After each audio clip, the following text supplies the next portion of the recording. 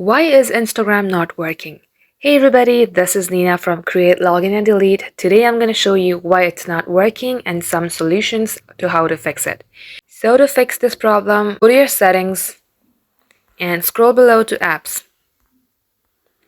Here search for Instagram. Go to its storage and clear the data. Now if it still shows that it's crashing, then you need to delete your Instagram and reinstall it again. Then go to Play Store and install the application again. Now let's move to second solution. Open your Chrome or any web browser, then at the search bar type in Down Detector, tap onto the first link and here search for Instagram.